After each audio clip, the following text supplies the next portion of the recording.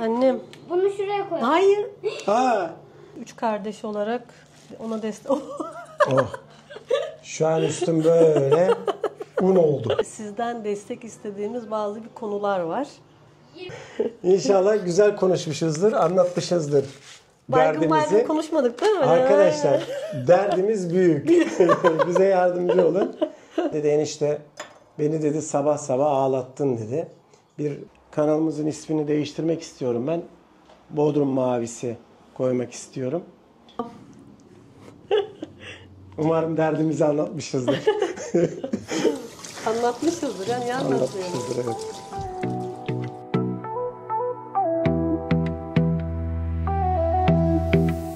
Gözlerimi yıkadım Bodrum mavisinde.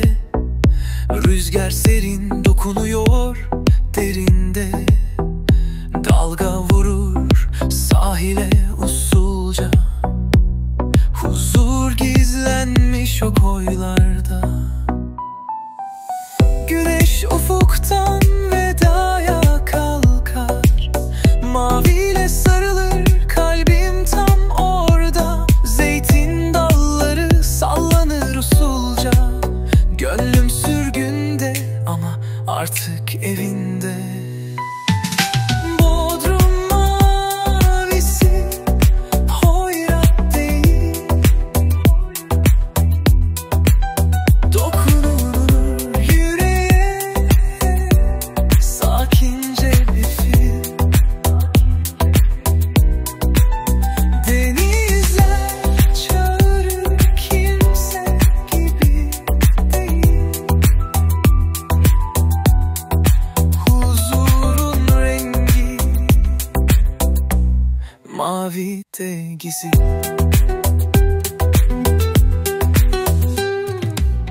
Kayıkların türküsü gece fısıldar. Ay ışığında hayaller tekrarlanır. Kumda iz bıraktım bir heves. Bodrum mavisinde hep nefes. Yakut gün batımı gökyüzüyle dans. Her an bir başka, her şey bir şans. Mavi serin sarar beni hep dokuz. Kalbimdeki şehrin rengi kas katı durmaz.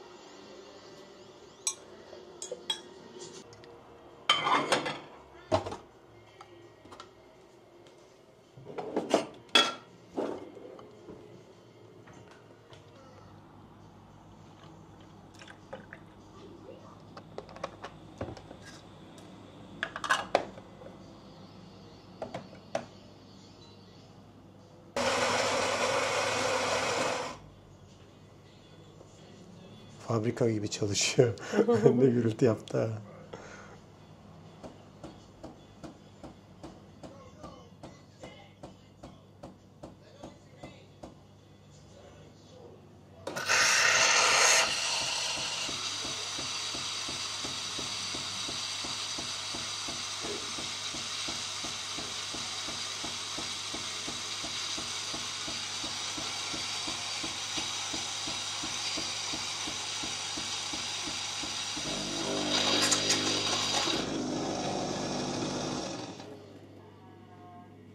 Nasıl bitti? Su bitti.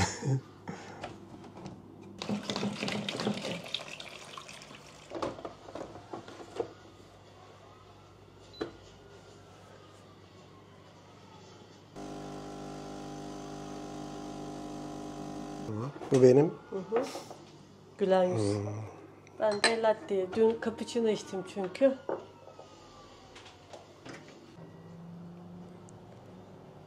Seninki biraz koyu olmuş gibi değil mi? Yok. çok güzel. Kahvesi mi az? Sütü. Kemikkini şunu köpüğünü şuna boşaltayım bu köpük olarak.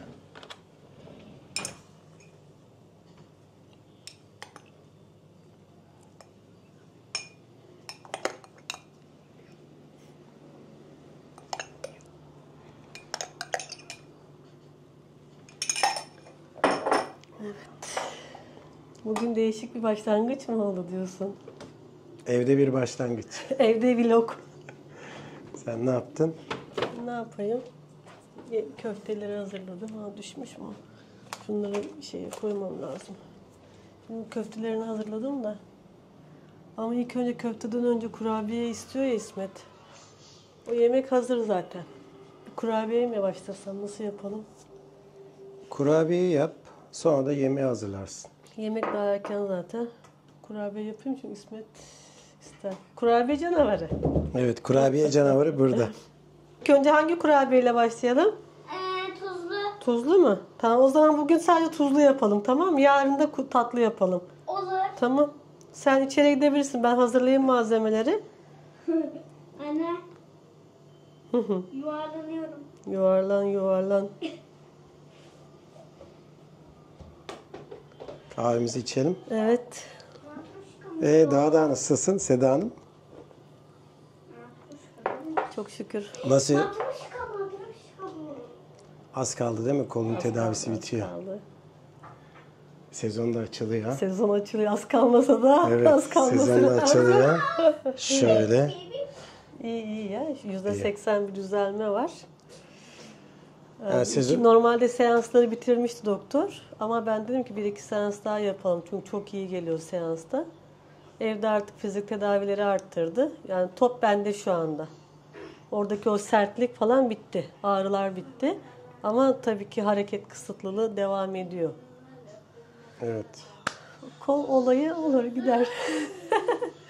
Ama ben diyorum. Baba bana bak bana. Efendim oğlum? Bana bak. Baktım sana. İsmet şöyle bir oyun oynuyor. Böyle arabaları alıyor götürüyor. Başka arabaya biniyor. İsmet ne olacak böyle senin bu halin? He? Bütün arabaları hurdaya çeviriyorsun ya. Evet. Geldim. Burada yapacağım ben. Şimdi deniz sezonu da açılacak ya. Evet. Yüzmeye başlayacağız. Tabii. O zaman bu kolun da iyileşecek. İyileşecek. Evet. Ona inanıyorum. Çünkü bayağı denizden de uzak kaldın. Evet. Yani daha doğrusu her şeyden uzak kaldın. Evet. Bu arada tekrar herkesin geçmiş bayramı mübarek olsun arkadaşlar. Umarım ağız tadıyla güzel bir bayram geçirmişsinizdir. Evet, herkes o şekilde bir bayram geçirdi, güzel geçirdi. Kimisi tatile gitti, kimisi evinde kaldı. Umut ediyoruz ki öyledir. Evet. Gerçi şu dönemde biraz tatile çıkmak zor herkes için. Evet. Arkadaşlar bizim sizinle paylaşmak istediğimiz ve sizden destek istediğimiz bazı bir konular var. Bunları özellikle lütfen çok çok rica ediyoruz. Yorumlarda bize belirtin, bizimle paylaşın ve bize fikir verirseniz çok yardımcı olmuş olursunuz. Çünkü sizler varsanız bizler varız. Desteğiniz önemli değil mi Servet? Fikir fikirden üstündür. Biz çünkü biraz tıkandık. Ben başlayayım mı Servet? Başta ben biraz kameranın arkasında kaldım. İstersen Ben kendime de koy. çevireyim. Kendime Aynen. doğru çevireyim. Şöyle. Evet, Oldu şöyle. mu? Şöyle mi Güzel konuşalım? oldu ya. Böyle Güzel konuşalım. oldu. Bence Kahvelerimizi böyle içelim. konuşalım. Evet, kahvemizi içerken bir Evet. yandan da konuşalım. Arada sen de gir ama ikimiz aynı anda konuşmayalım. Ses gidiyor ya mikrofonlara. Sana saçını düzelteyim. Yakışıklısın. Evet arkadaşlar, şimdi bizim kamp videolarımız bu iş hayatımızdan ve İsmetcan'ın okulundan dolayı, ayrıca de bu kolumun rahatsızlığından dolayı istediğimiz gibi rahat çekimler biz yapamıyoruz. Yani kampı çok seviyoruz. Mesela size paylaşamadığımız kamp olayları da oldu. Onları çekemedik mesela. Anı yaşamak istedik. Ama şöyle bir durum var. Biz Servet'le şöyle bir karar aldık. Bodrum'da yaşayan bir ailenin günlük yaşantısı tarzında vloglar çeksek nasıl olur'a getirmek istiyoruz aslında konuyu. Evet. Çünkü bu sefer sadece kamp olduğu zaman kampa dayalı kalıyoruz ve biz o kadar çok eylemleri olan bir aileyiz ki daha önce galiba biz bunu konuştuk değil mi Servet? Şimdi hatırladım. Daha böyle önce bir de içeriği. konuştuk. Evet. Ama orada pek bir yorumlar gelmedi işte hani şöyle yapın falan diye. Tabii kanal küçük olduğu için yani çok normal böyle şeyler. Beraber büyüyeceğiz inşallah. Umut ediyoruz. Lütfen kanalımıza abone olun, yorum yazın. Yani konumuz şu. Bizim pazar işimiz var. Karavanımız var. Depolarımız var. Yani depo yerleştirme, işte mal alma, İstanbul, İzmir. Hep böyle bir aksiyonlu hayatımız olduğu için biz bunları da bu kanalın içine eklemek istiyoruz. Yazın işte bodyboard'la gidiyoruz. Kardeşim teknesi var. Onunla çıkıyoruz. Şimdi sadece kamp hayatı olduğu zaman bir karavanla kampa çıkmamız gerekli oluyor. Bu da bizim için kısıtlı bir alan. Yani Evet. biz istiyoruz ki her anımızı çekelim. Çünkü bu sefer de sizleri videosuz bırakıyoruz. Biz bunu hiçbir zaman iş olarak görmedik. Biz 15-20 yıldır yaşadığımız bu doğa tutkusu, ormanda yaşamak, kamplarda yaşamak, biz 7 yıl tekne hayatımız oldu. Yani teknede yaşayan insanlarız. Daha önce çadır hayatımız oldu. Küçük motorumuzun arkasına çadırı koyardık. Gittiğimiz her yerde hemen çadır kamp yapıp o tarz bir yaşamımız var arkadaşlar. Servet de video çekmeyi, bu tarz içerikler üretmeyi çok sevdiği için buradan kopamıyoruz da. Ama tek kampa dayalı kaldığı için de ilerleyemiyoruz. Yani ister istemez tıkanık kalıyoruz. Çünkü şimdi pazar başlıyor, mesela sezonlar başlıyor. Ben istiyorum ki mesela pazara giderken sabah ben 4'te 5'te kalkıyorum. Kalkış anımı çekeyim. Pazara nasıl hazırlık yapıyorum. Pazardaki işte müşterilerimi çekeyim. O anı, o durumu çekip akşam dönüşüme neyle dönüyorum? Motorla mesela dönüş yapıyorum. Bunları hani sizinle paylaşmak istiyorum. Çünkü yavaş yavaş kanalımız büyümeye başlıyor. Bu da bizim için çok gurur verici, mutlu ediyor bizi ve gerçekten destekliyorsunuz. Sürekli takip eden dostlarımız, arkadaşlarımız var. Herkese çok teşekkür ediyoruz. Yani böyle biz bir fikir edindik. Bunları sizlerle danışmadan bu kararı almak istemedik. Yoksa tabii ki kamp videoları zaten olacak. Hani bunun içinde biz bu kamp videolarının içinde güncel hayatımızı da paylaşmak istiyoruz. Siz ne dersiniz? Oldu mu Servet? Güzel oldu. Biz tabii işte kampa gittiğimiz videoları çektiğimiz için ilk başlangıcımız bizim normalde kamp videolarıyla oldu ve bu yüzden de hatta kanalın ismini işte Dikkat Doğadayız diye koyduk. O dönem tabii İsmet'in okul hayatı yoktu. Neyse. Ben böyle bir şeyler anlatırken Seda da arkada bir şeyler yapmaya başladı. Ben bu arada hem sizlere olayımızı anlatırken ayrıyeten de şu malzemeleri hazırlayayım arkadaşlar. Çünkü saat geçmek üzere. Evet. Biz normalde kanalımızı 4 yıl önce açmıştık. O zaman kanal konsepti şöyleydi. Ev vlog, evde yemek, işte Bodrum'u çekme. Ondan sonra tabii biz sürekli kamp yaptığımız için olayı karavan kamp hayatına çevirdik vloglarımızı, videolarımızı. Ama biraz önce de bahsettiğimiz gibi biz tıkanma yaşadık arkadaşlar. Bize fikir verirseniz, hatta kanalın ismine kadar biz düşündük. Kanalın ismini değiştirip Bodrum Mavisi yapmayı düşündü Servet. Tabii sizin de başka isim fikirleriniz varsa yorumlarda buluşabiliriz. Desteklerinizi bekliyoruz. Yani biz sizleri videosuz bırakmak istemiyoruz. Ve bu kanalı da yavaş yavaş büyütüp istediğimiz yerlere gelmek istiyoruz aslında. Bu bir motivasyon arkadaşlar. Gerçekten yaptığınız işte başarılı olduğunuzu gösteren bir motivasyon bence. İnsana gurur ve mutluluk veriyor. Tabii bunların hepsi sizin izlenleriniz sayesinde, destekleriniz sayesinde oluyor. O şekilde yani. Ne yapıyoruz şimdi? Sen de anlat. Ben İsmet'e tuzlu kurabiye yapıyorum. İşte sana yağı var, elma sirkesi var, çiçek yağı var, biraz şeker, biraz tuz, kabartma tozu alacağım şimdi. Kurabiye hazırlıyorum anneciğim. Yumurta. Sakın beni unutma.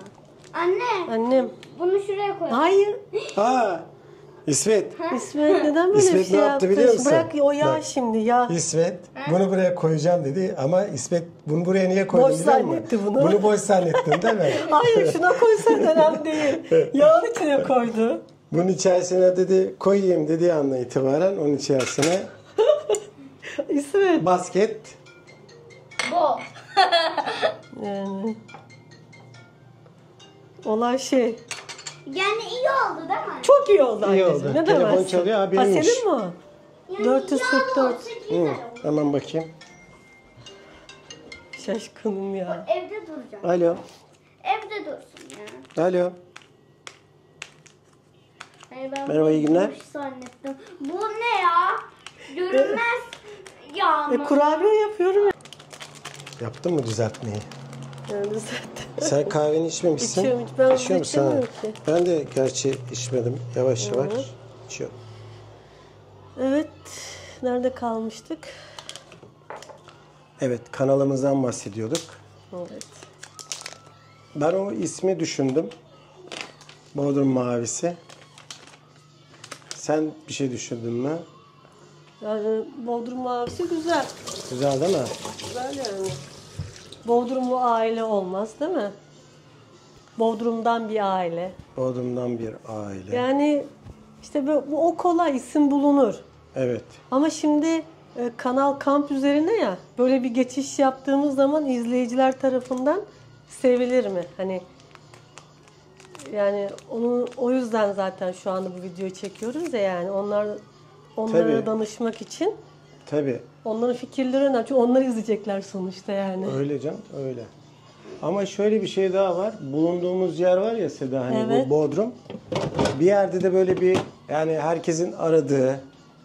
Yani bunun için de Bodrum'la ilgili videolar da çekeceğiz arkadaşlar. İşte nerelerde tabii çekeceğiz ama hani durumumuza göre yani Tabii. iş hayatımıza göre çekeceğiz. Yani değil mi? Ya bir yerden başlayacağız. Bir yerden başladıktan sonra zaten daha sonra konu bir açacak ve o şekilde ilerleyeceğiz. Çünkü Ben de merak ediyorum yani. Şimdi başlayacağız bir şekilde. Yani Başlayacağız. kafamız esecek. Mesela kafamız esecek. Ya diyeceğiz ki ya ne yapalım? Hadi diyeceğiz çıkalım. evet. Şuraya gidelim. Bazen motorla, bazen yürüyerek, bazen Tekneyle karavanla, çıkacağız. bazen Karadağ'a tekneyle, gideceğiz. bazen bodyboard'umuzla. Evet. Ama Çıkıp. bunları işte sizlere paylaşamıyoruz. Sadece kamp olduğu için Evet. o kadar çok yaşantımız var ki. Mesela bazen olumsuzluklar da yaşıyoruz. Herkesin yaşadığı gibi. Hani bir dertleşemiyoruz değil mi Servet? He? Yani tabii de o da Yani var biz yani. sizlerle bir şeyimizi paylaşamıyoruz. Tabii ki de belli bir ölçekte insanlarla bir şeyler paylaşılır ama sonuçta burada bir aileysek bir şeyleri de bir dert açısından, rahatlama açısından paylaşmak gerekiyor. Çünkü şu anda psikologlar olmuş 3000-4000 TL. Yani insan bazen böyle Değil mi Servet? Şaşırdın değil mi konuyu buraya bağlayınca? insan bazen içini dökesi geliyor değil mi böyle? Öyküsü gülüyor. Ya, tabii ki de sınırlar içerisinde arkadaşlar. Orası bir şaka da. Ama mesela burada değirmenlerimiz var. Oradan bir motorumuzun arkasına sandalyemizi koyup bir kamp yapamıyoruz. Niçin? Karavanla kamp, sessiz yerde kamp, ıssız koyda kamp. Hani içeriği olduğu için yazın bizim burada her yer kalabalık. Şimdi ben yazın o kalabalıkta video çekemediğim zaman videosuz kalacak kanal. Bu sefer ne olacak? Yaşadığım o ortamdaki arkadaşlarımız geliyor, ailemiz geliyor, dostlarımız geliyor. Onlarla günlük hayatımızı çekeceğiz. Çünkü o kadar güzel sohbetler, muhabbetler oluyor ki hiçbirini paylaşamıyoruz. Evet. Ben Yani bazen kendimizden olamıyoruz. Biz kendimiziz, sizinleyiz ama kendimizi istediğimiz gibi rahat açamıyoruz. Ben bazen çektiğimiz işte içerikler var, videolar. Onları açıyorum mesela, izliyorum. İşte birkaç yıl öncesini.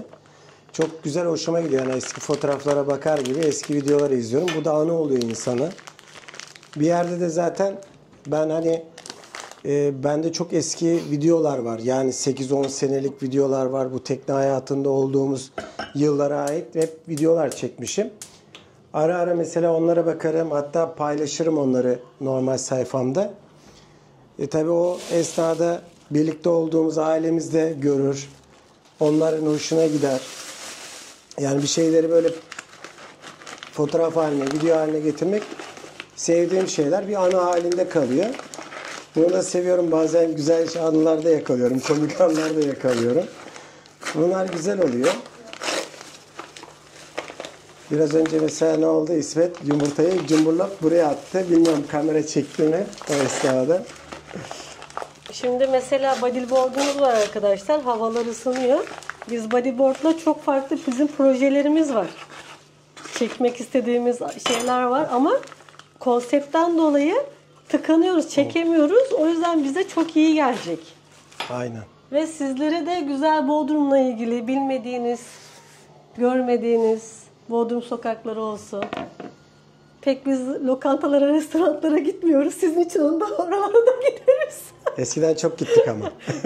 Çok gittiğimiz için bir de bu kamp hayatı Servet seni öyle yerlerden alıyor ki hani böyle Evet. yok işte pizzacıya gidelim, yok meyhane falan gidelim. Bunlardan artık seni alıyor. Çünkü her şeyi kendin doğal yapıyorsun ya. Onlara özlem duymuyorsun. Bir de hani gittiğimiz yerler de belli. Yani keyif aldığımız yerlere gidiyoruz. Hani artık çok böyle eledik, çok eledik. sınırlı sayıda yerler var Bodrum'da. Gittiğimiz mekanlar, yani keyif aldığımız mekanlar. Eskisi kadar artık böyle çok böyle güzel mekan yok. Sayılı lezzet artık. kötü, lezzet. Tabii aradığını bulamıyorsun. Ama mesela şu anda gittiğimiz mekanlar falan var. Onlar çok güzel. Hoşuma gidiyor benim. Hem manzarası açısından hem lezzet açısından. Şimdi kurabiye yapıyorum. Yağ mı? Biraz erittim de oda sıcaklığında olması Efendim? lazım.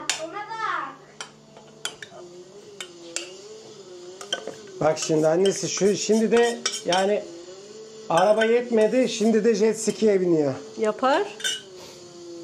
İsmet bu. Allah, ne olacak senin bu halin İsmet böyle? Her bulduğum şeye biniyorum. Bravo. Uçağa da bin bari. Oo. Var mı orada uçak? Sen uçağı da bulursun orada. Ben bakarım. Elimi yıkadım. Temiz yani. Lütfen hijyen Benim sorgulaması için mi? yapmayın. Evdeyiz yani. Kimse evinde bence eldiven kullanmıyor yani. Öyle arkadaşlar. Lütfen yorum yazın. Mesela pazarda sattığım ürünleri sizlere göstermek istiyorum. 17-18 yıldır pazarlardayız. Ne yapıyoruz, ne ediyoruz? Şimdi mesela Servet Cuma günü İzmir'e gidiyor değil mi? Koli almaya. Evet, yarın daha doğrusu Ha, yarın. gidiyorum. Biz zaten sezon açılıyor diye birçok yerden ürünü aldık. Depomuza koyduk. İlk başlangıç ürünlerimizi aldık bayağı bir. Sezona başlayacağız. Koli alacaktım ben bu ürünleri koymak için, vazgeçtim. Kasa alacağım. Yarın artık oraya gideceğim, İzmir'e. Kasa alacağım. Hem taşıması hem istiflemesi kolay, hem ürünler de zarar görmüyor. Efendim oğlum? Abartacağım. Teknede süreceğim. Tamam, Oo. teknede sür.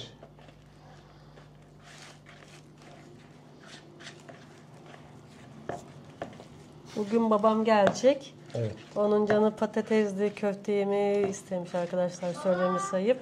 Ben sürüyorum hatta. Evet anne, patatesleri hazırladım. Baba bana bak bana. Görüyorum babacığım seni. Tamam. İsmet'e de söyleyeyim de çekim yaptığımızı bilmiyor. İsmet, biz şu anda Evet. canlı yayında çekim yapıyoruz. Bak. Tamam. Şu an canlı yayında çekim yapıyoruz, tamam mı? Çekim bittikten sonra seninle ilgilenirim, olur mu? Bak. İşte tamam. Oo, tekneye geçmiş İsmet. Şöyle görüyorsunuz mu? Görüyorum. İsmet tekneye geçmiş. İsmet'i tutabilene aşk olsun. Evet. Nerede kaldıydık? Babama köfte yapıyorum. Patatesli köfte istedi. Yanına bir pilav yaparım. Cacık yaparım. Bir de şöyle domates soğan salatası yaparım. Dişlerinden dolayı sert bir şeyler pek yiyemiyor. O da annem öldükten sonra yalnız kaldı. İşte biz 3 kardeş olarak ona destek... Oh. Şu an üstüm böyle un oldu. Şöyle her yerim un oldu. iş kazası. Evet.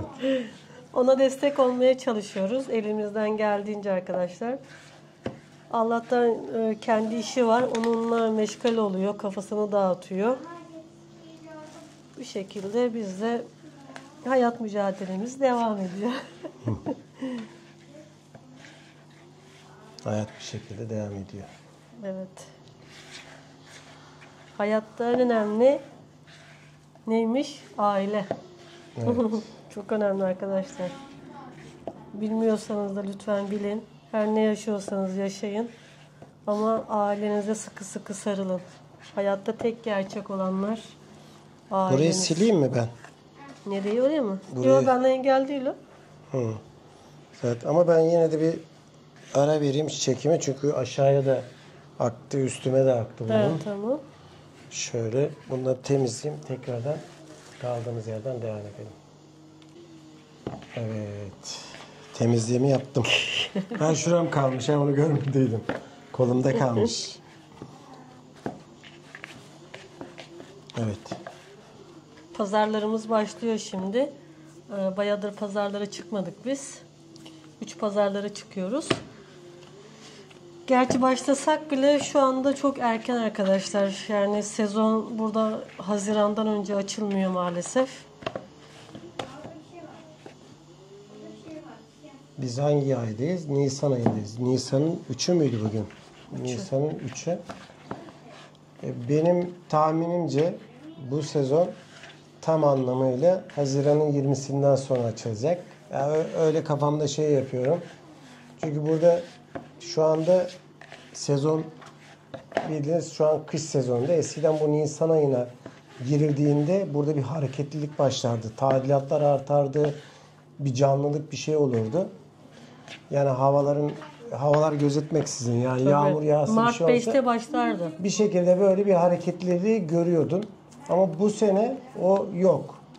Tabii bu 15-20 gün sonra tekrardan belli olacak. Hani diyeceğiz ki yok bu sezon erken açılacak. 15-20 gün sonra bir daha bir gözlemleyeceğim ama benim görüşüm Haziran'ın 20'sinden önce burada tam anlamıyla Olmaz. sezon açılmaz. Durum onu gösteriyor. Bakalım biz de zaten hazırlığımızı yapacağız. Öyle de olsa böyle de olsa sezon bir şekilde açılıyor. Hazırlığımızı yapıyoruz. İşimiz gereği zaten sadece yaza endeksli yani turizm endeksli bir işimiz olduğu için Bodrum'un geneli de zaten böyle Seda. Tabii. Değil mi? Yani. Bodrum'daki %95'i iş sektörünün sadece turizme yönelik. O yüzden de biz de sezonun gelmesini bekliyoruz herkes gibi. Sezon gelecek. İşimizi yapacağız. Allah'ın izniyle güzel bir sezon geçireceğiz. Yani umudumuz o. Yani şu ekonomik durumda herkes tabii biraz daha zorlanacak. Artık tatile çıkmak eskisi kadar kolay değil. Ama burada işte yazlıkçılar var. Onların gelmesiyle, tatilcilerin gelmesiyle, otellerin dolmasıyla birlikte burada aynı zamanda gemiler geliyor. Kos'tan gelenler oluyor. Kos'a yakın olduğumuz için. Kos Adası'ndan. Bir şekilde sezon açılıyor. Hareketlilik oluyor. Bakalım temennimiz o. Evet. Allah'ın izniyle de bu seneyi de atlatacağız. Her seneyi atlatıyoruz. Bu sezonu da atlatacağız. Esasında aslında bizim esas tatilimiz kışın. Yani kışın daha keyif alıyoruz. Sessizleşiyor Bodrum, sakinliyor. Yazın tamamıyla aslında bir hizmet sektörünün içerisindeyiz. Yani bildiğiniz bayağı bir hararetli bir şekilde çalışıyoruz. Sıcak, trafik bir yandan, yoğunluk bir yandan. Ama güzel geçiyor. Çünkü hani sonucunu biliyoruz. Yani sezon bitecek. Biz Allah bereket versin paramızı kazanacağız. Ve güzel bir kış geçireceğiz umuduyla. Severek çalışıyoruz yani. Bu yılda öyle olacak. Ya sağlık olduktan sonra Öyle. her şeyin çözümü var. Sadece ölüme çare yok. Bunlar gerçekten insanın makine kafanı insan hayatındaki kolaylıklar. Bir de şöyle bir şey var. Tamam biz çok yoğun çalışıyoruz. Günde 16-17 saat, 18 saat çalışıyoruz yazın ama kendimize vakit ayırmasını çok iyi biliyoruz. Yani biz şunu da yapabiliriz. 5-6 pazara çıkıp daha çok para kazanmak için kendi özgürlüğümüzü kısıtlayabiliriz. Biz bunu yapmıyoruz. Tabii bu bizim tercihimiz. Herkesin tercihi kendine özeldir. Biz yaşadığımız her andan, her alandan keyif alıyoruz arkadaşlar. Pazara gidiyorsak o günü en güzel geçirmek şartıyla kodluyoruz. Yani bugün güzel geçecek, inanıyorum. Nasibimde ne varsa o bana gelecek şekliyle, mantığıyla yola çıktığımız zaman her şey istediğimiz gibi akıp gidiyor. Tabii hayatında belli düzenleri var. Değil mi? Yani biz plan yapıyoruz ama planlar çoktan yapılmış aslında oluyor. İsmet'in kurabiyelerini şekillendiriyorum. Çok Hepsini seviyor. tuzlu mu yapacaksın? Bu tuzlu. Şimdi biraz kolumu yoğurmamam lazım. Bugün normalde hem tatlı hem tuzlu yapacaktım. Ama Bence tatlı yapma. yapmayacağım tatlı. Zaten onun abur cuburların içerisinde tatlı daha Aynen, fazla aynen. var. Babam gelecek ya, belki sütlaç yaparım. Ya Ha, da olur. yenmiyordu arkadaşlar. Biz eskiden yiyen aileydik. Yenmiyor. Hani dün akşam Evet. sufle yaptım mesela 2 dakikada. Öyle pratik şeyler okey, yeniliyor da bir kalbura bastı yapasım var ama dediğim gibi kolumdan da çok yormak istemiyorum kendimi. Evet. Yaparsan da az yap. Yapmazsan da hiç önemli değil. Oğlum, Susam olmayacak. hayır susam koymuyorum. Anne yanlışlıkla şöyle dedim. Susam olmayacak. Olmayacak.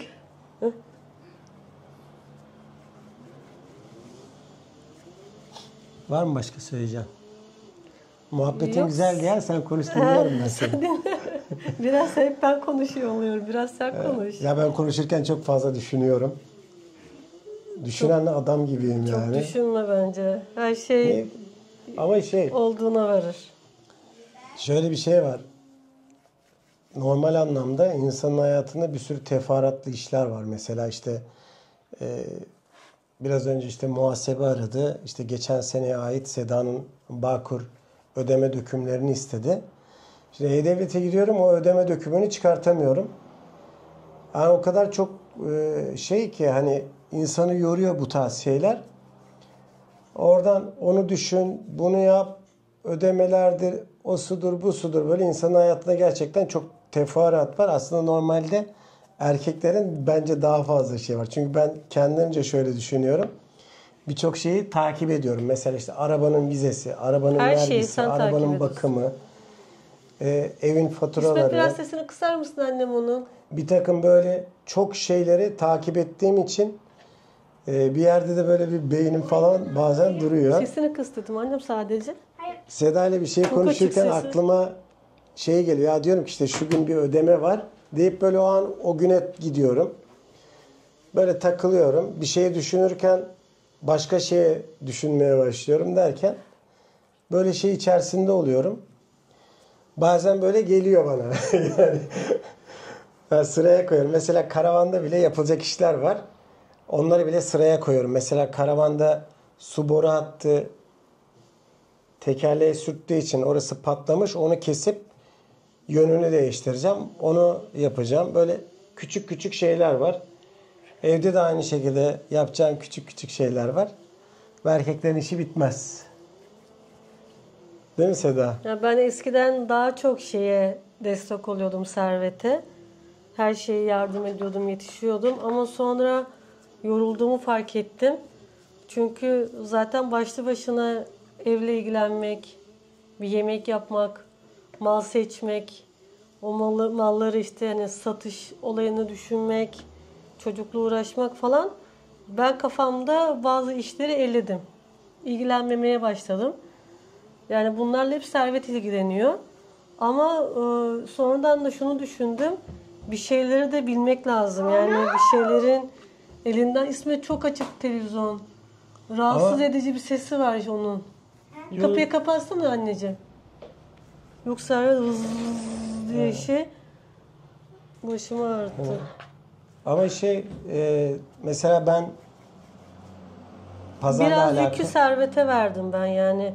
Böyle değildi. Hayır, aslında sende de aslında bir yük var. Ben mesela mal alma işlerine pek karışmıyorum. Yani çünkü Seda biliyor. İşte hangi ürün alınacak. Çünkü biz bayan giyimi olduğu için Seda bu tarz şeyleri daha çok seviyor. Yani erkek giyim de olsa bütün ürünleri Seda seçiyor. Ben pek o ürün seçme olayına pek fazla karışmıyorum. Yani karışmam çünkü pek fazla da bilgim yok. Hani öyle pek görüşüm yok. Ürünlerle ilgili, kıyafetlerle ilgili. O tarafa Seda bakıyor. Ben işin birazcık böyle hambal tarafında, taşıma tarafında. O taraftayım yani. Hayır öyle değil. Sen Servet işin en zor tarafında. Yani ama o tarafı da seviyorum ben. Seviyor. Çünkü işimiz başkasının işini yapmıyorsun. Evet. Kendi işini yapıyorsun. Tabii. Hani sevmeden zaten pazar işi zaten yapılmaz arkadaşlar. Öyle pazar işi bir yeri aç, dükkanı aç, akşam kapat değil. Yani o kadar zor bir iş ki. Ben de çok seviyorum. Ben sevmesem bugün pazarı bırakırım. Bizim buradaki tek motivemiz çok sevmemiz. O pazar için mal almaya giderken heyecanımız, dönüşte hep aynı muhabbetler. İyi mi yaptık? Çok mu mal aldık? Az mı mal alsaydık? Acaba sezon nasıl geçecek? Hep bu heyecan, bir beklentilerle yaşamak insanın hayatında bir motive oluyor. Yani çok seviyoruz biz. Tabii belli bir yaş olduktan sonra o hırslar azalmaya başlıyor. Mesela ben çok hırslıydım. Şu anda biraz keyfiye yapıyorum diyebilirim. Geçen sene biraz dükkanımız vardı. Ondan dolayı bir borca girmiştik. Uygun fiyata ürünleri satmıştım. Bu sene de tabii uygun fiyat satacağım. Kafamda aynı proje var. Ama geçen seneki kadar, yani geçen sene mesela %50 kârla satış yaptım. O da arkadaşlar kurtarmıyor. Yok vergisi, Bağkur'u, yer kirası, giderler. Ya bu ticaret gerçi. Burada ne kadar konuşulur doğru ya da yanlış onu bilmiyorum da, değil mi Servet? Evet. Öyle seviyoruz işimizi. Ama sen kampı da çok seviyoruz. Seda'nın da yaptığı iş de zor. Çünkü ürünleri seçiyor, kataloglara bakıyor, hangi ürününe gider, ürün araştırması, aldığımız belli yerler var. Tamam, okey. Ama onun dışında güncel ürünleri mesela Seda çok iyi biliyor. Bu sene hangi ürünler gidecek? Onlar da böyle profesyonel. Bak bu ürün gider bu sene. Evet. Güncel ürünleri arayıp buluyor. Mesela ben o işin o tarafında değilim aslında. Seda bayağı bu işte uğraşıyor. O kadar ürünler takip ediyor. Belli yerleri arıyor. Toptancıları arıyor. Ürünlerin fiyatını soruyor. Karşılaştırıyor. Aslında Seda'nın da yaptığı iş bir yerde zor bir iş. Hatta bir dönem biz internet satışı da yapmıştık. Evet. Instagram satışı. Birebir müşterilerle diyalog içerisinde Seda. Aynı şekilde pazarda da aynı. Mesela pazarda pek müşteriyle ilgilenmem. Sadece poşet al, ürünü ver muhabbetinde. Seda özellikle her müşteriyle hızlı bir şekilde ilgilenir. O konuda çok hızlıyım arkadaşlar. Yani çok pratiğim pazarda. Ben yani geçen yaz pazarda tek başıma durdum. Sabah 6'da gidiyordum. Akşam 9'a kadar tek başımaydım. Ve pazarcı arkadaşlar var, sevdiğim 1-2 kişi böyle etrafımda. Onlar şaşırıyorlar. Abla nasıl yapıyorsun? Nasıl hepsini yani? Düşünsenize. Bir tezgahta 20-30 kişiye yakın insan oluyor. Biri kart veriyor, biri nakit veriyor, biri beden istiyor, biri ürün istiyor, biri poşet istiyor yani. Tabii gözden kaçanlar oluyor, hırsızlıklar oluyor. Para vermeyenler mutlaka oluyor. Onlar artık sadakamız diyoruz. Çünkü o kadar kalabalığa bakmam biraz zor. Bu sene Servet de bana destek olacak. Gülsem ablanın kızı var. O Haziran'da buraya geliyor İstanbul'dan. Kuzenim benim. Kuzeni İsmet'e bakacak biz pazarda olduğumuz günler. Ona hem maddi anlamda destek olmak açısından hem de o bize destek olacak. Yani çok çok büyük destek olacak hatta o bize. Böyle Servet'le beraber güzel pazarda Allah nasip ederse satışlarımız olacak ve ayrıyeten de YouTube içinde video çekmek de istiyoruz yani pazardaki. Hani böyle Instagram'da meşhur videolar var ya, işte boxer satarak BMW aldım. Ben şöyle bir içerik yapayım mı arkadaşlar? pazarda satış yaparak, elbise satarak tekne aldı. Ya da şöyle Nasıl olur? çorap satarak bugünlere geldi. Evet. Onun hikayesi Onun bambaşka. hikayesi bambaşka. Vallahi işçinin, emekçinin bir şekilde rızkı geliyor Servet. Evet. Geliyor. Her şey oluyor. Yeter ki bir şeyleri hedef koyalım. İsteyelim. İstemek. Sen neden böyle beni felsefi insanları gibi bugün böyle konuşturdun Servet? Ya bırak şu felsefeyi ya. Hayır, sustursana beni. Konuşma desene. Nasılsa Ama kesiyorsun. Bana bağlantı kuracağım şimdi değil mi Evet. yani? Ama felsefe de iyidir. İyidir.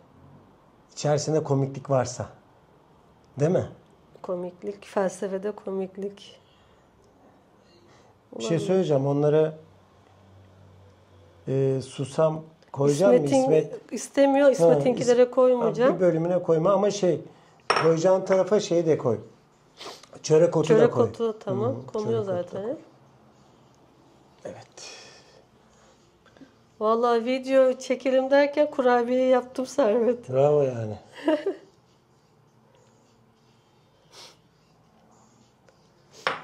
Bakalım. Bakalım. Ben şimdi burada videoyu biraz durdurayım. Dur insanları da çok konuşarak bence sıkmayalım. Bakalım ne konuşmuşuz, ne anlatmışız. Ben de bilmiyorum. Ona göre editlerim. Bunu en yakın zamanda atmak istiyorum aslında. Evet bunu at ki Yani ona göre yetiştirebilirsem bu videoyu. Bugün günlerden Perşembe, yarın Cuma, yarın İzmir'de olacağım.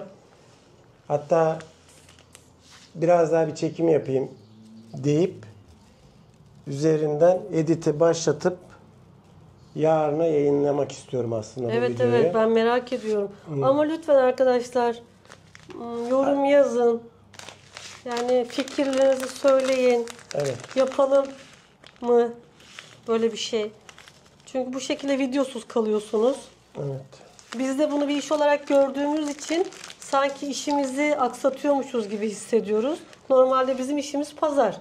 Ama burada da artık belli bir kitleye ulaştığımız için işi ciddiye almamız lazım. Evet. Ya ben aslında bu videoyu pek fazla uzatmayacağım. Hemen Evet, direkt uzatma. edite gireyim. Yarın için paylaşmak istiyorum. Sizin yorumlarınızı, önerilerinizi bekliyoruz. İnşallah. Sizleri seviyoruz.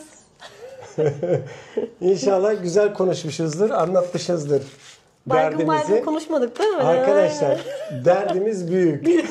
Bize yardımcı olun. Ya ben videolar çekmek istiyorum. Servet, güzel şeyler şöyle. paylaşmak istiyorum. İsmet'inkiler Bak böyle. şeysiz, bizimkiler. Evet. Paylaşmak istiyorum. Hayatımızdan, hayatın içinden videolar paylaşmak istiyorum. Bodrum. Bunları sizinle paylaşacağım. Ve bize de anı olsun. İsmet için de anı olsun. Videolarımızda olan ailemize de bir anı olsun. Dün mesela bir video paylaştım. Dün yanlış hatırlamıyorsam bayramla alakalı. Seda'nın kardeşi aradı sabah. Ya dedi enişte beni dedi sabah sabah ağlattın dedi. Bir mezarlık ziyaretimiz vardı. Orada ben video çektim. Böyle güzel bir duygusal bir müzik eşliğinde o videoyu paylaştıydım. Bu videoyu izlemiş. Sabah sabah beni aradı. Ya dedi beni sabah sabah ağlattın diye. Ona da öyle bir anı kalmış. Instagram sayfamızda söyle. Anıları canlanmış. Evet. Instagram sayfamda da paylaştım hatta onu. O istedi diye. Oradan O da takip şekilde. edebilirsiniz. Oradan da takip edebilirsiniz Instagram sayfamızdan. Dikkat Doğadayız diye. O da Dikkat Doğadayız. Tabi duruma göre bakacağız. Kanalımızın ismini değiştirmek istiyorum ben. Bodrum Mavisi koymak istiyorum. Bakalım. Şimdilik hoşça kalın.